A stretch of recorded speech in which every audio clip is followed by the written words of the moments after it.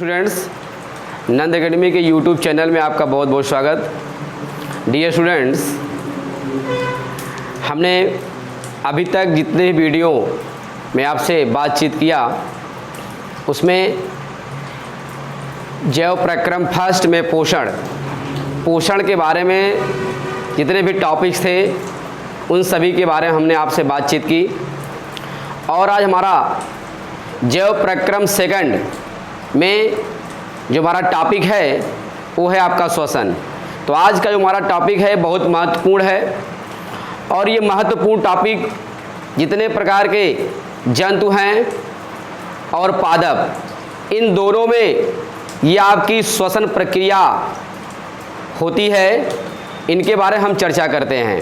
तो आइए आज हमारा जो महत्वपूर्ण टॉपिक है वो है आपका श्वसन।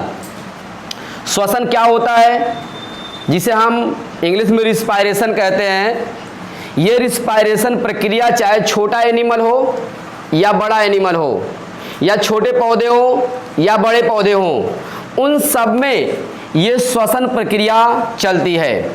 अब श्वसन प्रक्रिया होता क्या है, हम इसके बारे में बात करते हैं। स्पेशली आप देखिए, जब हम भोजन करते हैं, जब हम भोजन को इनटेक करते हैं अपने माउथ में, तो भोजन क्या होता है, हमारे आहार नाल में पहुंच जाता है। आहार नाल में बहुत सारी प्रक्रियाएं चलती हैं, लेकिन एनर्जी हमें प्राप्त नहीं हो पाती है जब तक उस पर ऑक्सीजन का कोई रिएक्शन ना हो, जब तक उस पर ऑक्सीजन का कोई अफेक्शन ना हो, तब तक हमें कोई एनर्जी नहीं मिल पाएगी। और नहीं एनर्जी मिलेगी तो हमारी जैविक क्रिया का संचालन प्रॉपर नहीं होगा। इसलिए क्या होता है, तो इसको हम इस तरीके से डिफाइन कर सकते हैं कि भोज्य पदार्थों के जैव ऑक्सीकरण प्रक्रिया को श्वसन कहते हैं। जो हमारा भोज्य पदार्थ होता है, जो हम भोजन लेते हैं, चाहे वो पौधे हों या जंतु, जब उन पर ऑक्सीजन का रिएक्शन होता है तो भोजन का ऑक्सीडेशन होता है, भोजन आपका टूटता है। और जब टूटता है तो उन्हें हाई अमाउंट में एनर्जी निकलती है। क्लियर। और जब एनर्जी निकलेगी तो वही एनर्जी जो होता है इनके जैविक क्रिया के संचालन में खर्च होती है, और अतिरिक्त एनर्जी जो होता है वो एटीपी के रूप में स्टोर हो जाता है। क्लियर। तो इसको हम ये भी कह सकते हैं कि श्वसन एक ऐसी प्रक्रिया है जिसमें भोज्य पदार्थों का ऑक्सीकरण होता है, जिसके फलस्वरूप कार्बन डाइऑक्साइड और जल निकलते हैं, साथ साथ आपका एनर्जी प्राप्त होती है।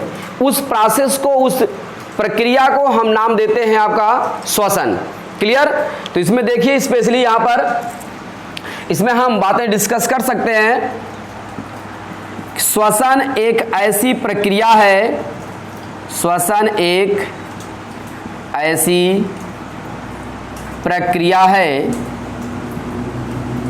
है जिसमें भोज्य पदार्थों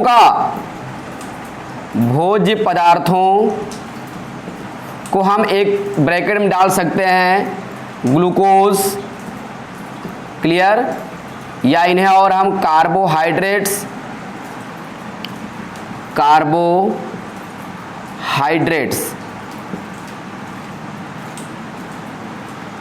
जो हमारा भोज्य पदार्थ होता है, इसमें हम ये कह सकते हैं कि श्वसन एक ऐसी प्रक्रिया है जिसमें भोज्य पदार्थों का ऑक्सीकरण होता है।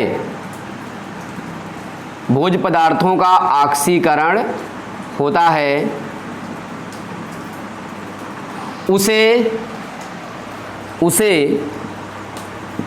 श्वसन कहते हैं, उसे श्वसन कहते हैं। क्लियर। श्वसन प्रक्रिया के फलस्वरूप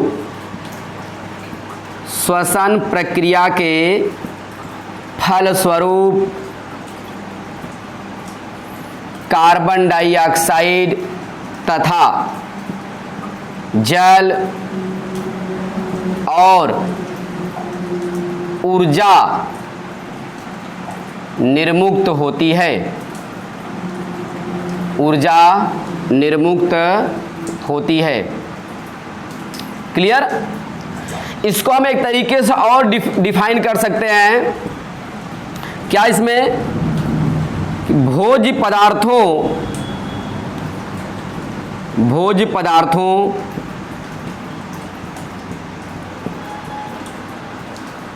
पदार्थों के जैव ऑक्सीकरण प्रक्रिया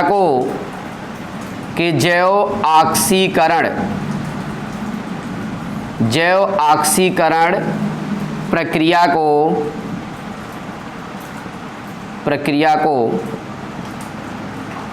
श्वसन कहते हैं। क्लियर? श्वसन कहते हैं। जो हमारा भोज्य पदार्थ होता है ग्लूकोज, इनका जब ऑक्सीकरण होता है अर्थात इन पर ऑक्सीजन का रिएक्शन होता है, तो ये हमारे जो भोजन के मॉलिक्यूल्स होते हैं, जो ग्लूकोज होता है, ये क्या करता है आपका टूट जाता है और टूटने के बाद कार्बन डाइऑक्साइड निकलता है। क्लियर? और आपका जल बनेगा, साथ साथ आपका एनर्जी भी लिबरेट करती है।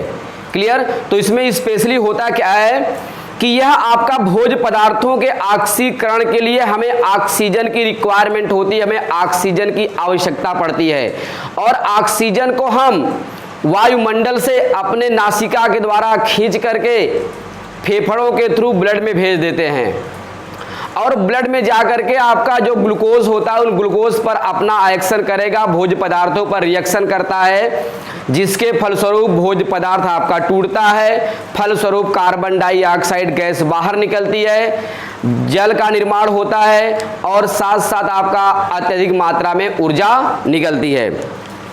जो हमारा ये ऊर्जा होती है, ये ऊर्जा निर्मुक्त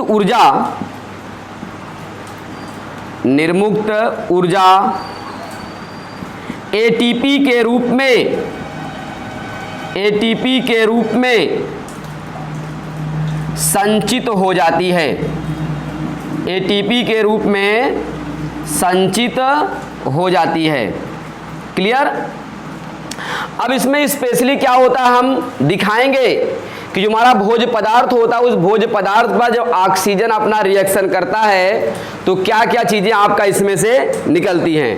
यहां पर देखिए, ये देखेंगे स्पेशली, ये हमारा भोज्य पदार्थ है, भोज्य पदार्थ। और इस भोज्य पदार्थ का जब ऑक्सीजन से रिएक्शन होता है, ऑक्सीजन इस पर रिएक्शन करेगा तो क्या होता है भैया आपका कार्बन डाइऑक्साइड, जल तथा ऊर्जा, कार्बन डाइऑक्साइड, जल तथा ऊर्जा जो होता है ये आपका बनता है। तो ये कार्बन डाइऑक्साइड क्या होते हैं आपका, ये इन्वायरमेंट में चले जाते हैं, जल हमारी बॉडी में यूज हो जाते हैं और साथ साथ ऊर्जा जो होता है ये हमारी जितनी भी जैविक क्रियाएं चलती हैं उन जैविक क्रियाओं के संचालन में खर्च हो जाती हैं और अत्यधिक जो एनर्जी होती है, जो आपका बची एनर्जी होती है वो एटीपी के रूप में स्टोर हो जाती है। क्लियर? तो ये चीजें आपका स्पेशली श्वसन में रहा। अब जो हमारे श्वसन प्रक्रिया में होता क्या है, जो हमारा ये कि ये जो प्रोसेस चलते हैं ये कहाँ होंगे आपका, जो भोज्य पदार्थों का ऑक्सीकरण होता है, भोज्य पदार्थों का ऑक्सीकरण ये हमारी कोशिका के अंदर होता है, कोशिका के अंदर होता है, अर्थात कोशिकी श्वसन प्रक्रिया में रन करता है और कोशिकी श्वसन प्रक्रिया जो होती है ये हमारे कोशिका के कोशिका द्रव में संपन्न होती है। क्लियर? अब देखेंगे इसमें जो हमारे खास तौर से जो जंतु होते हैं, पादप होते हैं, इन दोनों में श्वसन प्रक्रिया चलती है। अब इस श्वसन प्रक्रिया में स्पेशली देखेंगे कि जो हमारे जंतु हैं, इन जंतुओं में सांस लेने या रिस्पिरेशन करने के लिए इनमें विशेष प्रकार के अंग पाए जाते हैं। ठीक है? और जो हमारे पादप होते हैं उन पादपों में क्या होता है आपका विशेष प्रकार का कोई अंग नहीं होता है, बल्कि उनकी पत्तियों में उपस्थित आपका रंध्र ये रंध्रों के द्वारा क्या होता है, ऑक्सीजन आता है और कार्बन डाइऑक्साइड निकलता है। जब ऑक्सीजन आएगा रंध्र के द्वारा तो जो प्लांट के बॉडी के अंदर संचित आपका भोज्य पदार्थ होते हैं, उन भोज्य पदार्थों पर इनका रिएक्शन होता है। ये भोज्य पदार्थों से आपका रिएक्शन करेंगे, अभिक्रिया करेंगे और भोज्य पदार्थ जो होता है वो आपका टूट जाता है। टूटने के साथ साथ आपका एनर्जी निकालता है और आपका कार्बन डाइऑक्साइड निकलेगा, जल बनेगा। जो कार्बन डाइऑक्साइड होता है वो पुनः स्टोमेटा के द्वारा निकल जाते हैं। सपोज दैट जैसे हमारे प्लांट के बारे में हम बात करें, पत्ती है, इन पत्तियों में क्या होते हैं, स्पेशली यहाँ पर छोटे छोटे आपके पोर पाए जाते हैं। ये जो छोटे छोटे पोर होते हैं इन्हीं को हम नाम देते हैं आपका स्टोमेटा कहते हैं। अब इनको श्वसन करना होता है तो ये क्या होता है, इन्वायरमेंट से ऑक्सीजन को खींचते हैं और जब ऑक्सीजन को खींचेंगे तो क्या होता है, ये ऑक्सीजन इनके बॉडी में आती है और जो इनके अंदर आपका स्टोर स्टार्च होता है उस स्टार्च पर इनका रिएक्शन होता है, भोज्य पदार्थ पर ये रिएक्शन करते हैं और रिएक्शन करने के बाद ये आपका भोज्य पदार्थ टूटेगा तो कार्बन डाइऑक्साइड बनता है, जल बनेगा और साथ साथ आपका ऊर्जा निकलेगी। अब यही कार्बन डाइऑक्साइड फिर क्या होता है, इसी स्टोमेटा के द्वारा इन्वायरमेंट में चला जाता है। जल इनके बॉडी में जल भी क्या होता है आपका इसी स्टोमेटा के द्वारा ट्रांसपीरेशन हो जाता है, वाष्पोत्सर्जन हो जाता है और जो हमारी एनर्जी होती है इनकी जैविक क्रिया में खर्च हो जाती है। क्लियर? ये आपका पौधों में स्पेशली, तो पौधों में क्या होते हैं आप देखेंगे, पौधों में श्वसन के लिए कोई विशेष अंग नहीं होते बल्कि क्या होता है उनमें आपका स्टोमेटा पाया जाता है। यहां हम कुछ बातें मेंशन करते हैं कि जंतुओं एवं मनुष्यों में श्वसन के लिए विशेष अंग पाए जाते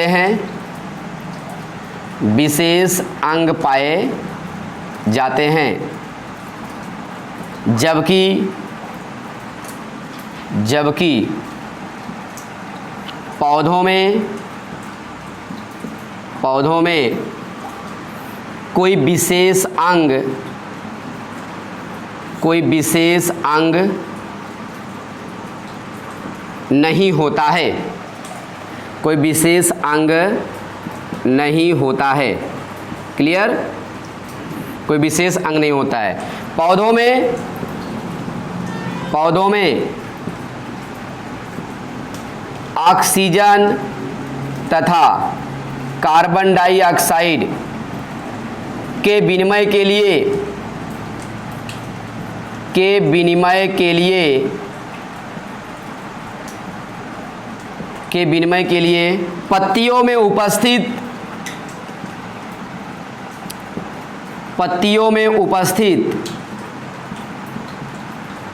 में उपस्थित स्टोमेटा पौधों में ऑक्सीजन और कार्बन डाइऑक्साइड के विनिमय के लिए पत्तियों में उपस्थित स्टोमेटा के द्वारा होता है।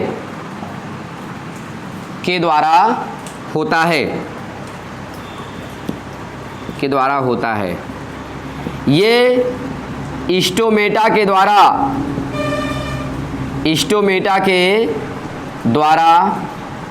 ऑक्सीजन को ग्रहण करते हैं तथा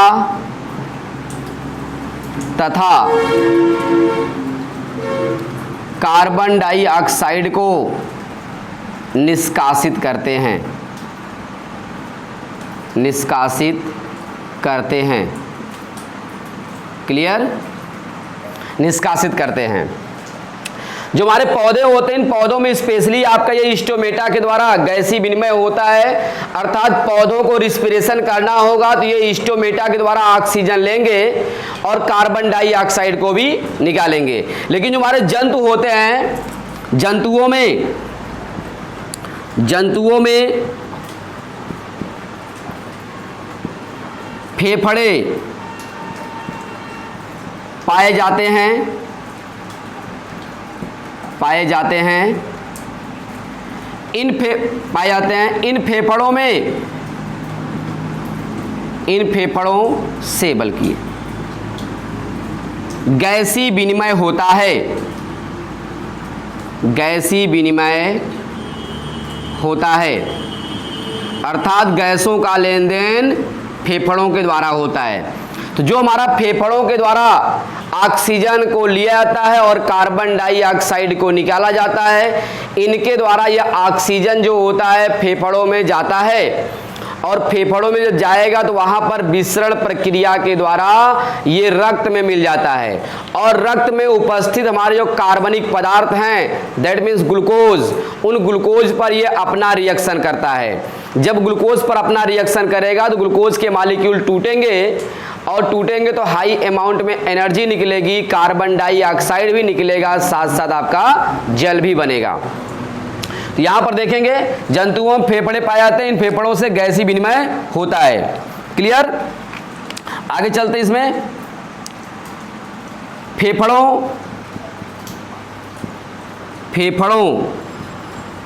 में आए हुए ऑक्सीजन विसरण प्रक्रिया के द्वारा या विसरण के द्वारा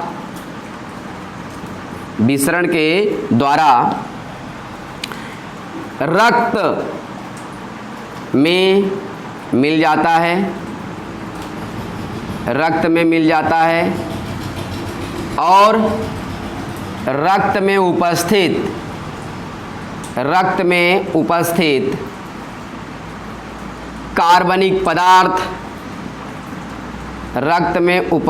कार्बनिक पदार्थ ब्रैकेट में इनको हम ग्लूकोज डाल सकते हैं, ग्लूकोज कार्बनिक पदार्थ, रक्त में उपस्थित कार्बनिक पदार्थ यानी ग्लूकोज से ऑक्सीजन क्रिया करता है और भोज्य पदार्थ टूट जाता है तथा कार्बन डाइऑक्साइड, जल एवं ऊर्जा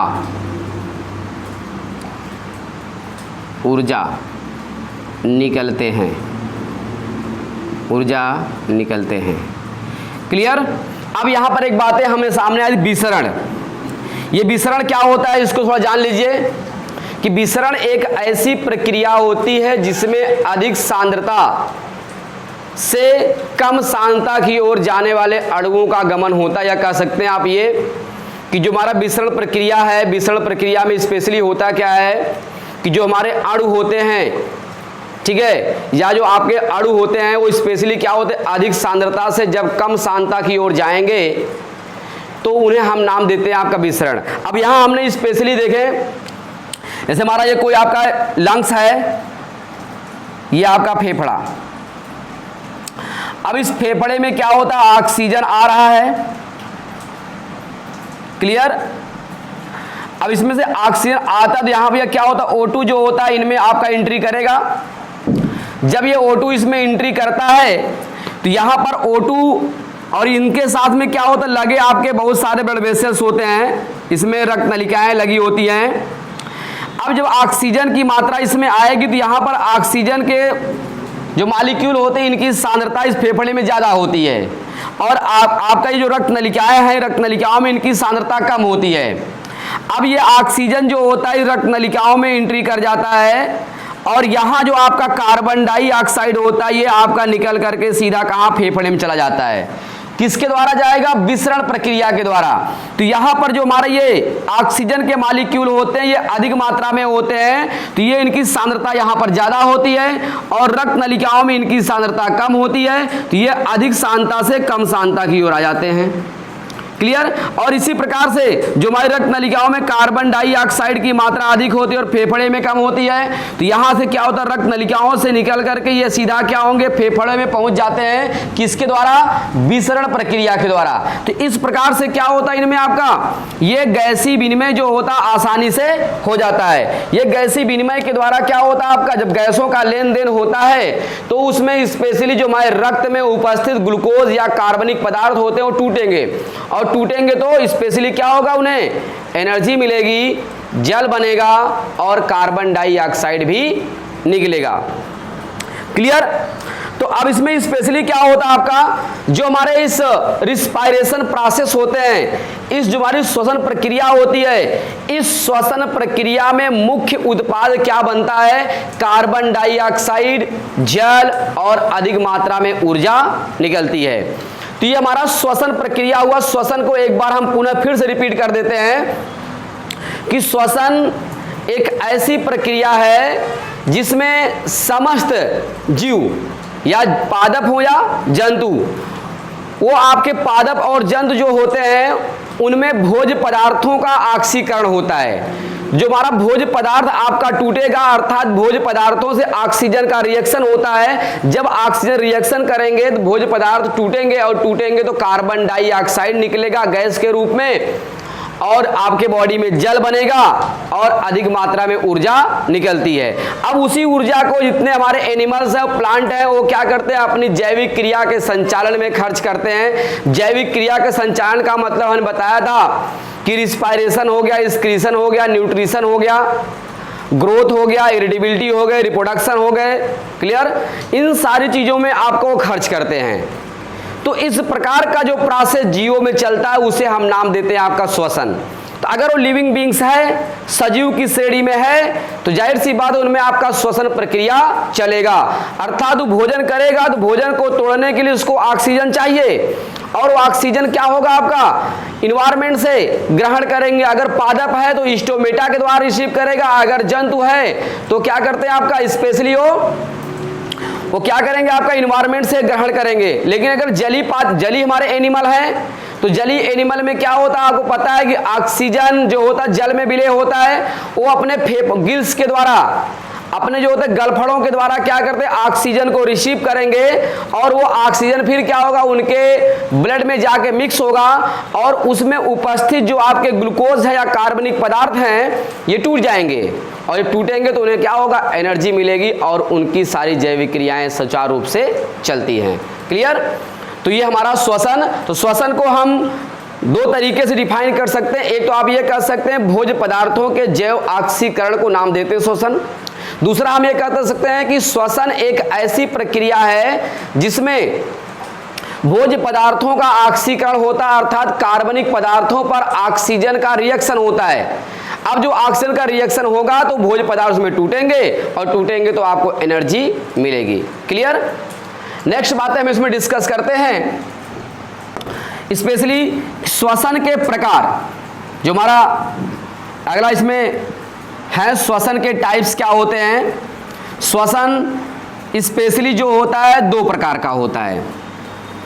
अभी दो प्रकार का किसके बेस पर होगा, ऑक्सीजन की उपस्थिति और अनुपस्थिति के आधार पर। क्लियर। तो यहां पर हम देखिए स्पेशली डिस्कस करते हैं किसके बारे में, श्वसन के प्रकार। श्वसन के प्रकार, श्वसन के प्रकार। Clear. Types of respiration, types of respiration. Clear. अब देखिए इसमें स्पेशली क्या होता है, श्वसन के प्रकार में टाइप्स ऑफ रिस्पायरेशन में होता क्या स्पेशली, कि ऑक्सीजन की उपस्थिति और अनुपस्थिति के आधार पर, यहां हम इसमें एक बातें मेंशन करेंगे, ऑक्सीजन की उपस्थिति एवं अनुपस्थिति के आधार पर श्वसन दो प्रकार का होता है, क्लियर। अब दो प्रकार कौन कौन से हैं? नंबर 1 वायवीय श्वसन, या इन्हें हम एक नाम और पुकार सकते हैं आक्सीय श्वसन। वायवीय श्वसन या आक्सीय श्वसन, क्लियर। और दूसरा हमारा है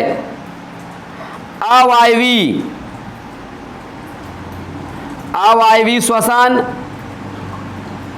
या इसे हम नाम देते हैं अनाक्सीय श्वसन, क्लियर। ये दो तरह के आपके श्वसन हैं ऑक्सीजन के बेस पर। ऑक्सीजन में आपका उपस्थिति और अनुपस्थिति के आधार पर हमारा श्वसन जो होता है दो प्रकार का होता है। तो आइए इसमें हम सबसे पहले बात करते हैं वायवीय श्वसन या आक्सीय श्वसन के बारे में, क्लियर। इसे हम इंग्लिश में नाम क्या देते हैं? Aerobic respiration. क्या बोलेंगे इसको हम? एरोबिक रिस्पायरेशन कहते हैं, क्लियर। अब इसमें एरोबिक रिस्पायरेशन होता क्या है? आक्सीय श्वसन कहते किसे हैं? इनको हम स्पेशली यहां पर डिफाइन कर सकते हैं।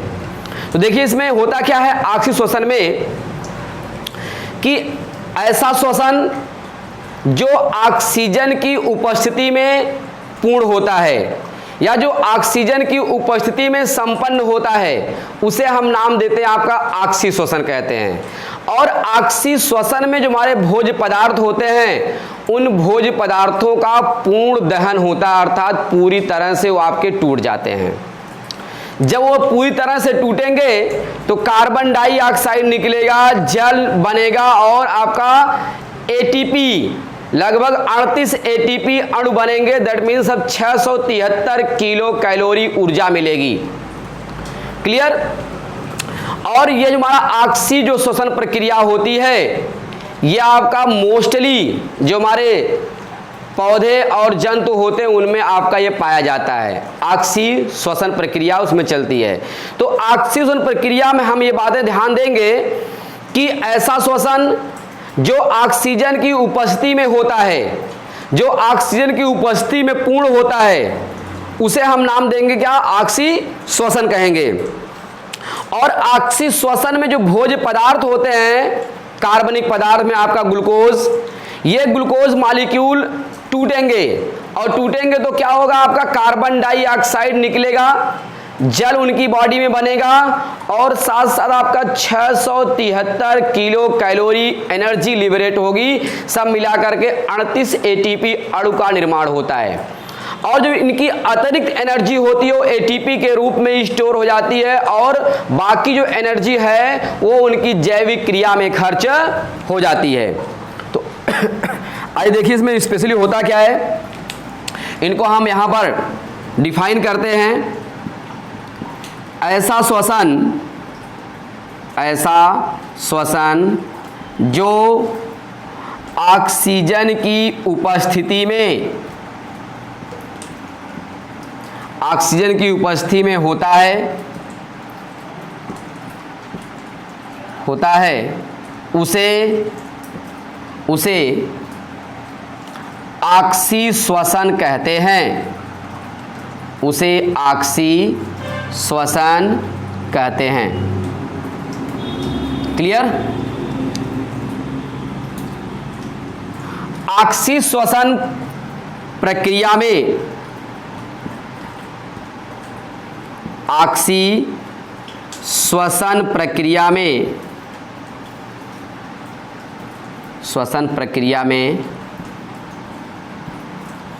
श्वसन प्रक्रिया में भोज्य पदार्थ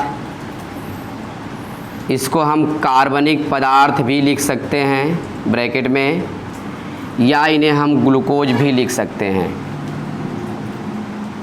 ठीक है, तो ऑक्सीकरण प्रक्रिया में भोज्य पदार्थ का पूर्ण दहन होता है, पूर्ण दहन होता है, जिसके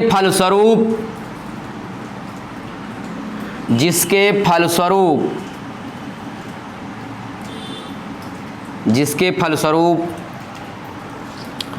कार्बन डाइऑक्साइड, जल तथा अधिक मात्रा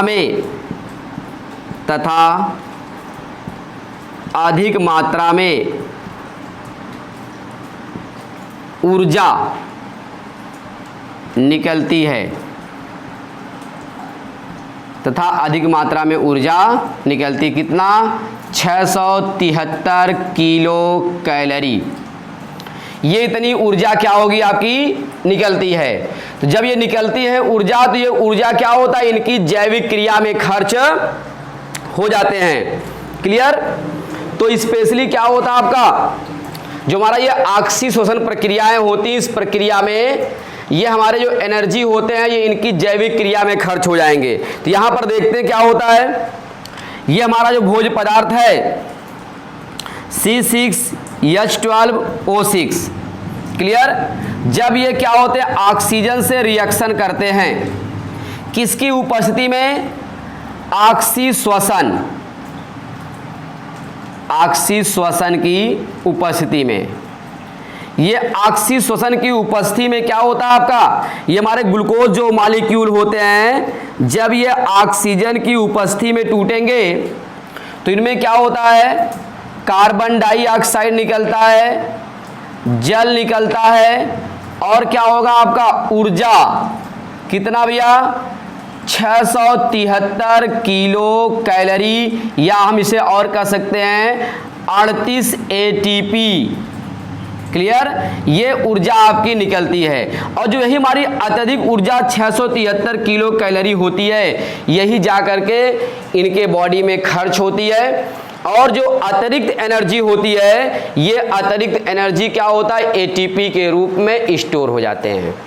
तो इस प्रकार का जो भी हमारा श्वसन प्रक्रिया होती है उसे हम नाम देते हैं आपका ऑक्सीश्वसन या वायवीय श्वसन कहते हैं। ये वायवीय श्वसन या ऑक्सीश्वसन प्रक्रिया जो होती है, जितने भी आपके समस्त पादप और जंतु में आपके पाए जाते हैं स्पेशली, तो आपका इसमें यहाँ पर सब मिलाकर के बस इतना ध्यान देना है कि जो ग्लूकोज का मॉलिक्यूल है, जो हम भोज्य पदार्थ लेते हैं या जो हमारी बॉडी में भोज्य पदार्थ बना होता है, उन भोज्य पदार्थों का जब तक ऑक्सीकरण नहीं होगा, अर्थात ऑक्सीजन से रिएक्शन नहीं होगा, तब तक ये क्या होंगे आपका नहीं टूटेंगे, और नहीं टूटेंगे तो क्या होता हमें अत्यधिक मात्रा में 673 किलो कैलोरी एनर्जी नहीं प्राप्त होगी। क्लियर? तो ये रहा हमारा भैया ऑक्सीश्वसन। तो ऑक्सीश्वसन में बस स्पेशली ये है कि ऑक्सीजन की प्रेजेंसी में जो हमारे फूड के मॉलिक्यूल होते हैं, जब ये आपका टूट जाते हैं तो उसी प्रोसेस को हम नाम देते हैं कि आपका ऑक्सीश्वसन कहते हैं। क्लियर? आइए देखिए, इसमें दूसरी चीजें हैं। दूसरा इसका प्रकार है, वो प्रकार कौन सा है हमारा, अनॉक्सीश्वसन। अब इसमें हम स्पेशली अनॉक्सीश्वसन के बारे में बात करते हैं कि अनॉक्सीश्वसन क्या होता है। कि इस अनॉक्सीश्वसन प्रक्रिया में फूड का जो आपका भैया क्या होगा, जो फूड होते हैं उनका पूरी तरह से दहन नहीं हो पाता, अर्थात पूरी तरह से उनके मॉलिक्यूल नहीं टूट पाते हैं। तो उसमें क्या होता है आपका, आंशिक रूप से टूटते हैं। जब आंशिक रूप से टूटेंगे तो स्पेशली उसमें क्या होता है आपका, एथिल अल्कोहल का निर्माण होगा, और इनमें 27 किलो कैलोरी जो होती एनर्जी निकलेगी। ठीक है? और कार्बन डाइऑक्साइड के मॉलिक्यूल भी आपका निकलेंगे। तो इसमें हम देखिए यहाँ पर दूसरी जो बातें हैं उसे हम नाम देंगे क्या आपका, अनॉक्सीश्वसन। अनॉक्सीश्वसन, इसे हम क्या नाम देंगे, anaerobic anaerobic respiration. Clear? Anaerobic respiration होता क्या, हमने बताया कि ऐसा श्वसन जो ऑक्सीजन की अनुपस्थिति में होता है और भोज्य पदार्थ का आंशिक रूप से दहन हो पाता है। सब मिलाकर के 5% भाग केवल टूट पाते हैं, 95% भाग वैसे रह जाता है। इसे हम नाम देते हैं क्या, आपका अनाक्सी श्वसन। तो ऐसा श्वसन जो ऑक्सीजन की अनुपस्थिति में होता है उसे हम नाम देते हैं आपका अनाक्सी श्वसन कहते हैं।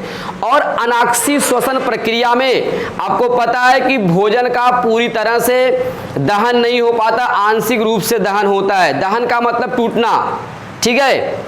अब उसमें क्या हो, 5% पार्ट केवल क्या होता है, फूड का वो दहन कर पाता है, बाकी पार्ट क्या होते हैं आपका रह जाते हैं, वो आपका एथिल अल्कोहल में परिवर्तित हो जाते हैं, ठीक है। और एथिल अल्कोहल में जब परिवर्तित होंगे तो जाहिर सी बात है उनमें कम मात्रा में एनर्जी भी निकलेगी। कितना, 27 किलो कैलोरी एनर्जी निकलती है। और ये ये अनाक्सी श्वसन जो प्रक्रिया होती है ये आपका ईस्ट में, ठीक है, जो हमारे ईस्ट होते हैं और कुछ बैक्टीरिया होते हैं उनमें क्या होता है आपका ये प्रक्रिया चलती है। तो इस अनाक्सी श्वसन प्रक्रिया में भोजन का भी क्या होता है आपका, भोजन का ऑक्सीकरण होता है लेकिन पूरी तरह से नहीं हो पाता है। भोजन टूटेगा लेकिन कंप्लीटली नहीं टूट पाता है। जब कंप्लीट नहीं टूट पाएगा तो क्या होगा, उन्हें एनर्जी कम निकलेगी, एनर्जी कम निकलेगी तो क्या होगी, उनकी जैविक क्रिया सुचारू रूप से नहीं चल पाएगी। क्लियर? तो आइए देखिए इसके बारे में, यहां पर हम बातें मेंशन करते हैं। ऐसा श्वसन जो ऑक्सीजन की अनुपस्थिति में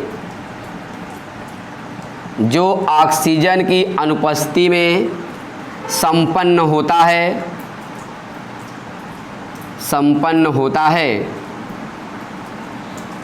जो ऑक्सीजन की अनुपस्थिति में संपन्न होता है, अनाक्सी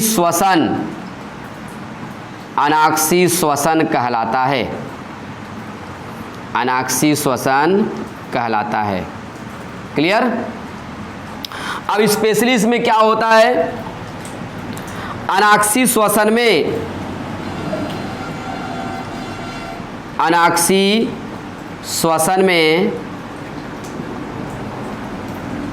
भोजन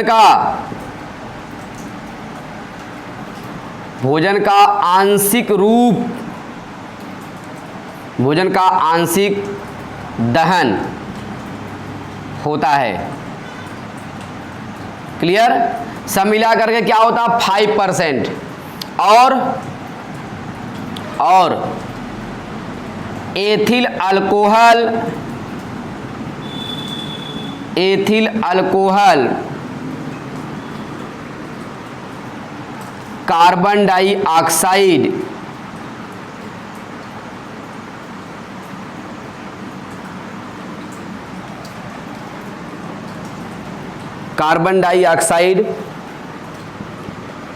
तथा ऊर्जा निकलती है। क्लियर? अब इसमें जो हमारा भोज्य पदार्थ क्या है, C6H12O6। जब ये क्या होता है, ऑक्सीजन की अनुपस्थिति में टूटेगा, ऑक्सीजन की क्या होता है अनुपस्थिति में टूटता है, तो यहां पर हम नाम देते हैं अनाक्सी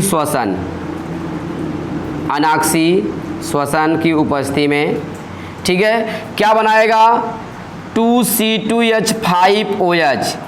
ये इसके एथिल अल्कोहल के 2 मॉलिक्यूल बन जाएंगे और 2 मॉलिक्यूल क्या होंगे कार्बन डाइऑक्साइड के बनेंगे। और इसमें स्पेशली क्या होता है आपका 27 किलो कैलोरी जो होती एनर्जी निकलती है। 27 किलो कैलोरी ये आपका ऊर्जा निर्मुक्त होती है। क्लियर? बात समझ रहे हैं? तो ये हमारा ग्लूकोज है या भोज्य पदार्थ कह सकते हैं।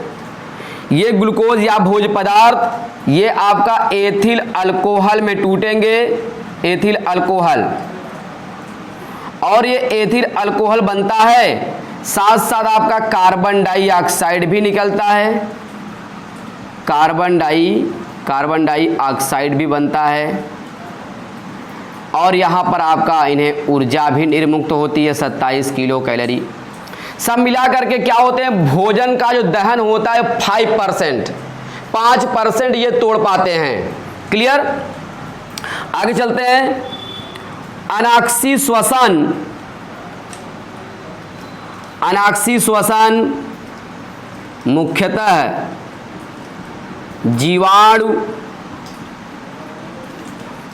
जीवाणु ईस्ट में होता है। क्लियर, तो ये हमारा स्पेशली क्या होता है, अनाक्सी श्वसन में हमने डिस्कस किया आपसे कि हमारा जो अवायवीय श्वसन होता है, जो हमारा ये अनाक्सी श्वसन होता है, इस अनाक्सी श्वसन में यहां पर क्या होता है आपका, जो प्रक्रियाएं चलती हैं, इन प्रक्रिया के द्वारा क्या होता है आपका, ये भोजन का मॉलिक्यूल आपका टूटेगा एथिल अल्कोहल में। तो जीवाणुओं और ईस्ट में होने वाली इस क्रिया को हम नाम देते हैं आपका किण्वन क्रिया या फर्मेंटेशन। किण्वन क्रिया होता क्या है कि जब शर्करा युक्त विलयन जीवाणु या ईस्ट के द्वारा एथिल अल्कोहल में परिवर्तित हो जाता है, तो उसे हम नाम देते हैं क्या आपका, उसे नाम देंगे किण्वन। तो यहां पर जो हमारे भोजन हैं ये एथिल अल्कोहल में टूट रहे हैं, अर्थात भोजन को किण्वित किया रहा है, और भोजन कैसा हो जाएगा, हल्का सा खट्टा भोजन हो जाएगा, खट्टा आपका, अर्थात ये पूरी तरह से उसका कंबस्टन नहीं कर पाते हैं, पूरी तरह से दहन नहीं कर पाते हैं, इसलिए क्या होता है, एथिल अल्कोहल बनेगा, कार्बन डाइऑक्साइड बनेगा, और कम मात्रा में 27 किलो कैलोरी एनर्जी इनमें रिलीज होती है, निकलती है। अब स्पेशली क्या होता है कि जो हमारा ये आपका अनाक्सी श्वसन होता है, इस अनाक्सी श्वसन जो होता है मोस्टली आपका 2 प्रकार के होते हैं। अच्छा, एक बात और बताएंगे आपको, ये अनाक्सी श्वसन प्रक्रिया जो होती है ये हमारे जीवों में जीवाणु और ईस्ट के आपके कोशिका द्रव्य में चलती है, और आक्सी श्वसन प्रक्रिया जो होता है वो भी क्या होते हैं आपका कि भोजन का ग्लूकोज का टूटना, वो भी जो होते हैं वो आपका पौधे और जंतुओं के कोशिका द्रव्य में संपन्न होती है। तो वहां पर क्या ग्लूकोज जब टूटता है तो ग्लूकोज के एक मॉलिक्यूल टूटते हैं और पायरुविक एसिड के 2 अम्ल में परिवर्तित हो जाते हैं, अर्थात 38 एटीपी अणुओं का फॉर्मेशन होता है। उस प्रक्रिया को नाम देते हैं आपका हम ग्लाइकोलाइसिस कहते हैं। क्लियर, तो आइए इसमें देखते हैं हमारा ये अनाक्सी श्वसन जो होता है निम्न प्रकार का होता है। अब इसमें निम्न प्रकार क्या होंगे हम डिस्कस करते हैं। चलिए देखिए, अनाक्सी श्वसन में स्पेशली हमने बताया कि अनाक्सी श्वसन में क्या क्या होता है कि जो हमारे जीवाणु होते हैं, ईस्ट होते हैं, ये आपको क्या करते हैं, भोजन को तोड़ते हैं, उस प्रक्रिया को नाम देते हैं आपका किण्वन। तो यहां पर 2 तरह का हमारा किण्वन प्रक्रिया चलती है अनाक्सी श्वसन में। यहां पर हम हेडिंग डालेंगे अनाक्सी श्वसन के प्रकार, अनाक्सी श्वसन के प्रकार, अनाक्सी श्वसन के प्रकार। क्लियर, अनाक्सी श्वसन जो होता है निम्न प्रकार का होता है। यहां पर हम बातें मेंशन कर देते हैं। अनाक्सी श्वसन निम्न प्रकार का होता है, निम्न प्रकार का होता है। नंबर 1 एल्कोहलिक किण्वन, एल्कोहलिक किण्वन, और दूसरा है लैक्टिक एसिड किण्वन,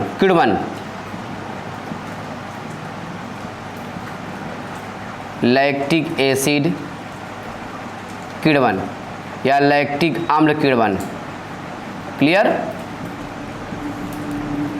ये 2 तरह की किण्वन प्रक्रिया क्या होता है हमारा अनाक्सी श्वसन प्रोसेस में चलता है। तो आइए देखिए हम सबसे पहले बात करते हैं, ये हमारा स्पेशली क्या होता है, एल्कोहलिक किण्वन। एल्कोहलिक फर्मेंटेशन क्या होता है इसमें देखिए, एल्कोहलिक फर्मेंटेशन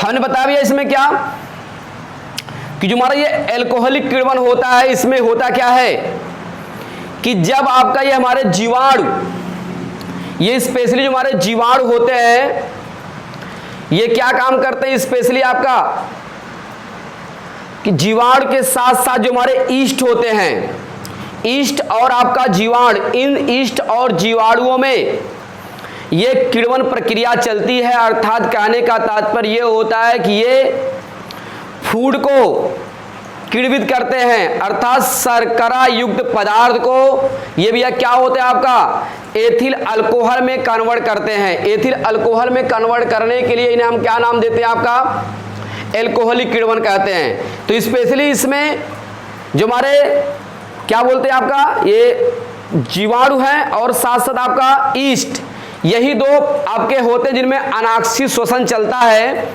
और अनाक्षी श्वसन क्रिया के फलस्वरूप ये भोजन का हमने बताया कि आंशिक रूप से ऑक्सीकरण करते हैं, अर्थात पूरी तरह से भोजन का मॉलिक्यूल जो होता टूट नहीं पाता है। जब टूट नहीं पाएगा तो वो एथिल अल्कोहल में चेंज हो जाएगा और 27 किलो कैलोरी एनर्जी रिलीज होती है। तो स्पेशली क्या होता है आपका कि इनमें जीवाणु जो होते हैं, ये जीवाणु क्या करते हैं आपका ये पायरुविक अम्ल को भैया क्या होते हैं पहले एसिटाल्डिहाइड में कन्वर्ट करेंगे और साथ साथ क्या होता है आपका कार्बन डाइऑक्साइड को रिलीज करते हैं। किसकी उपस्थिति में, एल्कोहल डिहाइड्रोजिनेज एंजाइम की उपस्थिति में। तो सब मिलाकर कहने का तात्पर्य ये होता है कि आपका जो हमारा पायरुविक अम्ल बनता है, उस पायरुविक अम्ल को हमारे हमारे जो जीवाणु होते हैं, ये जीवाणु क्या करते हैं आपका उसको किण्वित करते हैं। जब किण्वित करेंगे तो उसमें आपका एसिटाल्डिहाइड बनेगा और एसिटाल्डिहाइड पर फिर क्या करते हैं अपना ये फंक्शन करते हैं, अर्थात एसिटाल्डिहाइड में हम NAD से क्रिया कराते हैं। तो क्या होता है आपका ये स्पेशली जो होता है ये आपका C2H2OH का फॉर्मेशन होगा और NAD बनेगा, अर्थात इथाइल अल्कोहल का फॉर्मेशन हो जाता है। तो यहां देखिए स्पेशली एल्कोहलिक किण्वन में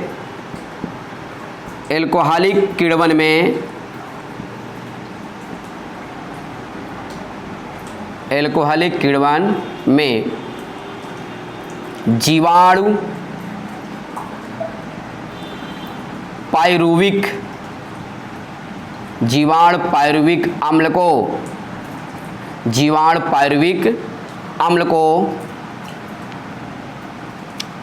पायरुविक अम्ल को विघटित करते हैं और इथाइल अल्कोहल में परिवर्तित करते हैं।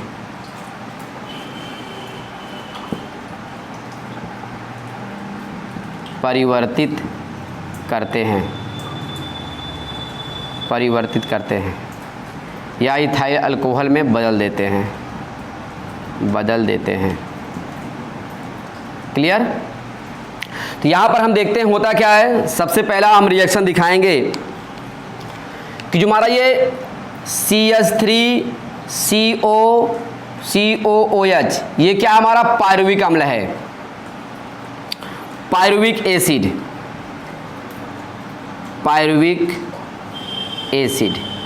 या पायरुविक अम्ल। क्लियर? अब पायरुविक अम्ल पर ये हमारे बैक्टीरिया क्या करते हैं आपका रिएक्शन करते हैं। किस एंजाइम की उपस्थिति में, पायरुविक एसिड डिहाइड्रोजिनेज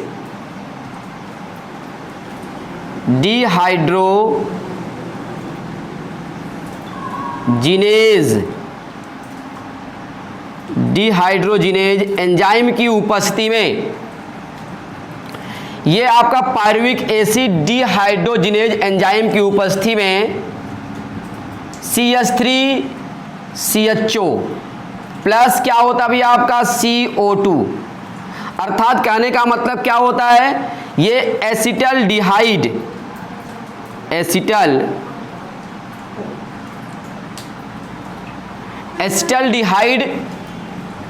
में आपका भैया क्या होता है, टूट जाता है। अब एसिटल्डिहाइड में टूट जाता है पायरुविक एसिड। अब देखेंगे क्या होता है, दूसरी बातें इसमें हम बताएंगे।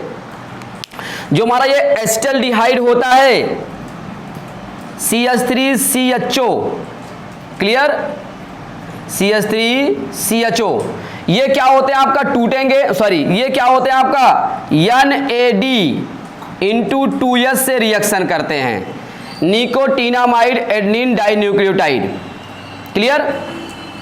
अब ये क्या होगा आपका, टूटेगा स्पेशली तो क्या बना है आपके किसके एंजाइम की उपस्थिति में, एल्कोहल डिहाइड्रोजिनेज, एल्कोहल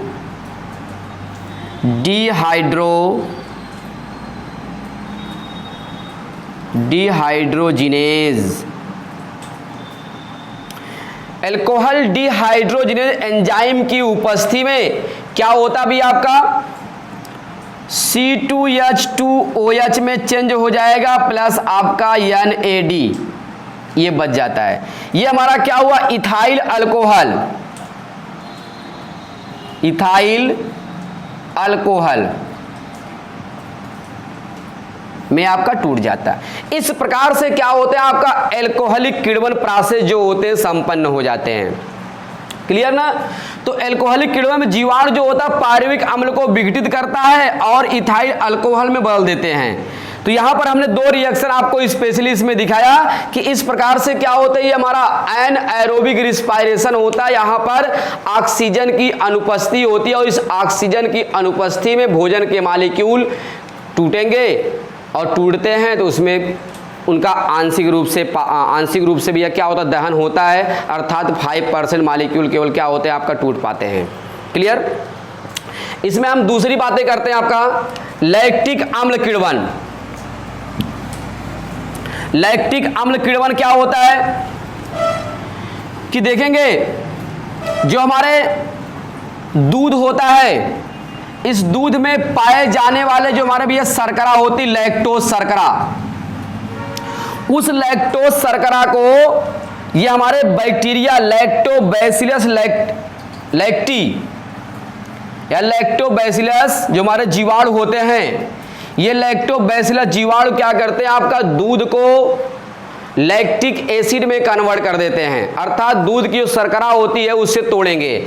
जब उसको लैक्टिक एसिड में परिवर्तित कर देते हैं तो लैक्टिक एसिड भी क्या होता है हमारा खट्टा हो जाता है, अर्थात वहां पर दूध का किण्वन हो गया। अर्थात दूध में पाए जाने जो हमारे बैक्टीरिया होते हैं लैक्टोबैसिलस जीवाणु होते हैं, ये लैक्टोबैसिलस जीवाणु क्या करते हैं आपका दूध की शर्करा को किण्वित करते हैं और किण्वित करके उसको भी क्या खट्टे पदार्थों में चेंज होते हैं, जिससे दूध क्या होता है आपका दही में परिवर्तित हो जाता है, ठीक है। तो यहां देखेंगे हम बात करेंगे कौन सा आपका हमारा लैक्टिक अम्ल किण्वन।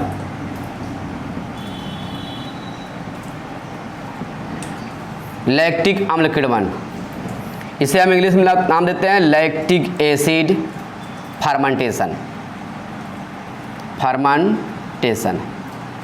क्लियर। लैक्टिक एसिड फर्मेंटेशन, इसमें होता क्या है अब इसमें हम डिस्कस करेंगे। दूध में उपस्थित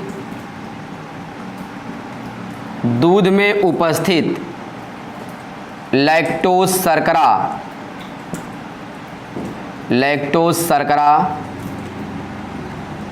दूध में उपस्थित लैक्टोज शर्करा पर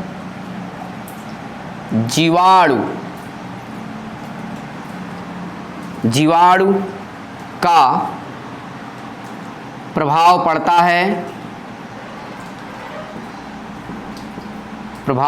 है और दूध किण्वित हो जाता है। और दूध किण्वित हो जाता है,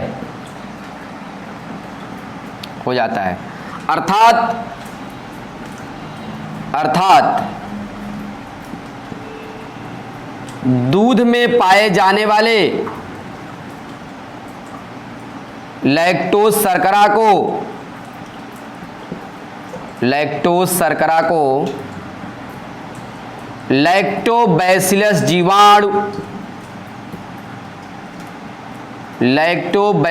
जीवाणु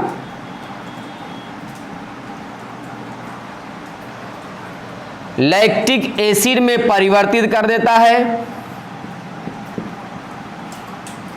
लैक्टिक एसिड में परिवर्तित कर देता है,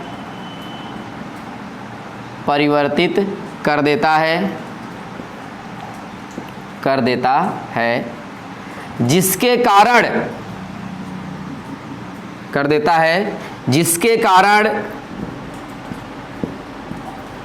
कारण दूध दही में बदल जाता है, क्लियर। जिसके कारण दूध दही और दूध खट्टा हो जाता है, क्लियर। अब यहां पर हम दिखाएंगे कि जो हमारा लैक्टोज शर्करा है, उस लैक्टोज शर्करा पर जब क्या होता है, आपका रिएक्शन होता है, तो क्या होगा, आपका टूटती कैसे है, स्पेशली इसमें हम दिखाते हैं कि जो हमारी ये लैक्टोज जो आपका लैक्टोज शर्करा होता है, इस शर्करा पर हम जब जल का रिएक्शन होता है, जल आपका रिएक्शन करता है, तो ये आपका टूटता है। किस में टूटेगा, ग्लूकोज तथा गैलेक्टोज में टूट जाता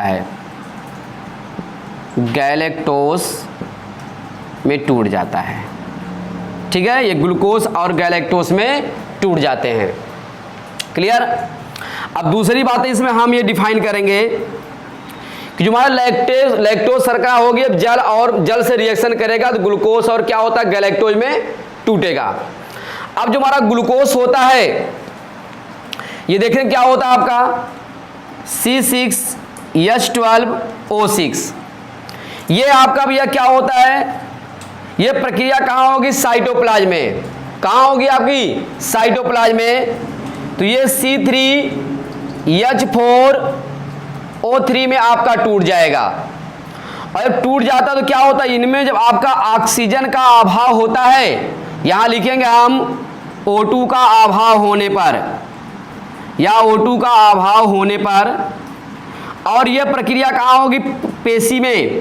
कहाँ होगी, पेशी कोशिका में, क्लियर। और ये आपकी प्रक्रिया होगी, ये कहाँ होगा, कोशाद्रव्य में। अब देखें क्या होता है, O2 के अभाव होने पर ये प्रक्रिया पेशी कोशिका में हो रही है, तो क्या बनाएगा हमारा लैक्टिक एसिड। इस सब मिला करके हम क्या कर सकते हैं, आपका C3H6O3 बन जाएगा, अर्थात यहां पर लैक्टिक एसिड का फॉर्मेशन हो जाता है, लैक्टिक एसिड आपका बनता है। और साथ साथ क्या होगा, आपका 2 ATP मॉलिक्यूल आपका बनेंगे भी, ठीक है। इस प्रकार से क्या होता है भी, हमारा ये लैक्टिक अम्ल का किण्वन जो होता है आसानी से हो जाता है। अब इसमें हम एक बातें आपको बताना चाहेंगे कि जब जो हमारे धावक होते हैं, मैराथन दौड़ में खिलाड़ी होते हैं, जब वो लगातार आपका दौड़ते रहते हैं, ख्याल करिए, जब आपका लगातार जब वो दौड़ना शुरू करते हैं, तो पहले तो वो क्या करते हैं, अपने नाक के द्वारा ऑक्सीजन को रिसीव करके अपने फेफड़े में ले जाते हैं, और फेफड़े से फिर क्या होगा, उनके ब्लड में जाता है। लेकिन क्या होता है, वो पूरी सफिशिएंट अमाउंट में, पूरी पर्याप्त मात्रा में उनमें नहीं पहुंच पाता है।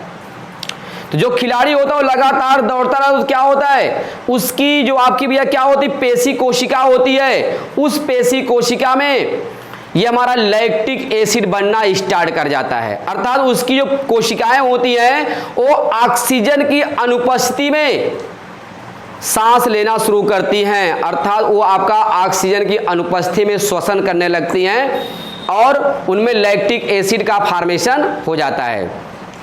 और जिससे खिलाड़ी क्या होता है, धावक जो होता है वो लगातार दौड़ता रहता है जब तक उसको टारगेट नहीं मिल जाता है, ठीक ना। तो ये क्या होता है आपका, ये हमारी बॉडी में जो हमारी शर्करा होती है ये क्या होंगे आपका, टूट जाएंगे, लैक्टिक एसिड में कन्वर्ट हो जाएगा और लैक्टिक एसिड जैसे ही बदलेगा, ये हमारी पेशी कोशिका में होती है और पेशी कोशिकाएं जो होती हैं ये आपका ऑक्सीजन श्वसन करना शुरू करती हैं और जिससे क्या होता है उनमें दौड़ने की प्रवृत्ति बराबर बनी रहती है। इसलिए धावक जो होता है बिना रुके आपका लगातार दौड़ता रहता है। इसी प्रकार से कोई आपका श्रम है, मजदूर है, वो आपका श्रम कर रहा है और लगातार कार्य कर रहा है तो उसकी पेशियां भी क्या होती है, उनकी पेशियों में आपका स्पेशली क्या होता है, लैक्टिक एसिड जब तो काम करेंगे तब तक क्या होता है उनमें आपका ये आपका बिना ऑक्सीजन की उपस्थिति में ही आपका प्रॉपर चलेगा।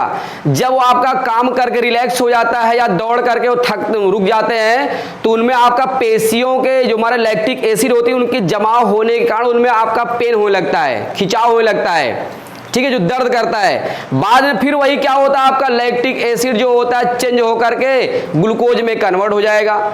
जब ग्लूकोज में कन्वर्ट हो जाता है तो क्या होता है फिर उन्हें रिलैक्स मिलने लगता है। बात समझ रहे हैं। तो इस प्रकार से क्या होता है हमारे अंदर जो आपकी पेशियां होती हैं, मांसपेशियां, वो भी क्या होती है आपका ऑक्सीजन की अनुपस्थिति में सांस लेती हैं। हमने एग्जाम्पल के तौर बताया कि जो आपका धावक होता है, खिलाड़ी होते हैं जो लगातार खेलते रहते हैं, दौड़ते रहते हैं, तो उनकी पेशियों को बाहर से भी क्या होता है पर्याप्त मात्रा में ऑक्सीजन नहीं मिल पाता है। जब उनको पर्याप्त मात्रा में ऑक्सीजन नहीं मिल पाता है तो इनकी जो मांसपेशियां होती हैं वो स्वयं या क्या होता है ऑक्सीजन करना, स्वयं ऑक्सीजन की अनुपस्थिति में कार्य करना शुरू करती हैं। तो जो उनमें ग्लूकोज होता है उसे क्या करेंगे, लैक्टिक एसिड में चेंज कर देंगी। जब लैक्टिक एसिड में चेंज करेगा तो प्रॉपर क्या होता है उनमें आपका श्वसन होने लगता है। जब वो खिलाड़ी या धावक आपका रुकता है तो लैक्टिक एसिड उनकी मांसपेशियों में जमा हो जाती है जिससे उनकी पेशियों में संकुचन होता है, पीड़ा होता है, दर्द होता है। बाद में फिर क्या होगा, वही आपका लैक्टिक एसिड आपका यकृत में जाएगा और यकृत उन्हें क्या करेगा आपका सीधा फिर ग्लूकोज में या आपका शर्करा में चेंज कर देगा और फिर वो क्या होते हैं उनकी बॉडी में या उनके ब्लड में आपके चले जाते हैं। तो इस प्रकार से क्या होता है सारी प्रक्रियाएं चलती हैं। तो डियर स्टूडेंट्स, आज का जो हमने टॉपिक था उस टॉपिक में स्पेशली श्वसन किसे कहते हैं, श्वसन के कितने प्रकार होते हैं, उनमें ऑक्सी और अनाक्सी, क्लियर। और अनाक्सी श्वसन में आपका दो चीजों को हमने डिस्कस किया, एल्कोहलिक किण्वन और आपका साथ साथ लैक्टिक एसिड किण्वन। इन सारी बातों पर हमने डिस्कस किया, क्लियर। तो डियर स्टूडेंट, इसमें स्पेशली बस इतना ख्याल करना है कि जो हमारा ये श्वसन प्रक्रिया होती है, श्वसन प्रक्रिया में भोज्य पदार्थों का ऑक्सीकरण होता है और जब भोज्य पदार्थ आपका टूटेंगे तभी जाकर के हमारी बॉडी को हाई अमाउंट में एनर्जी लिबरेट करेगी या हाई अमाउंट में ऊर्जा मिलेगी, क्लियर। तो नेक्स्ट वीडियो में हम आपसे मिलेंगे श्वसन की अवस्थाओं के बारे में, क्लियर। तो आज के लिए बस इतना ही। वीडियो पसंद आया है तो लाइक शेयर के साथ साथ सब्सक्राइब करिए। अगर कोई क्वेश्चन दिमाग में उठता है तो आप कमेंट बॉक्स में जरूर डालिएगा, क्लियर। थैंक्स।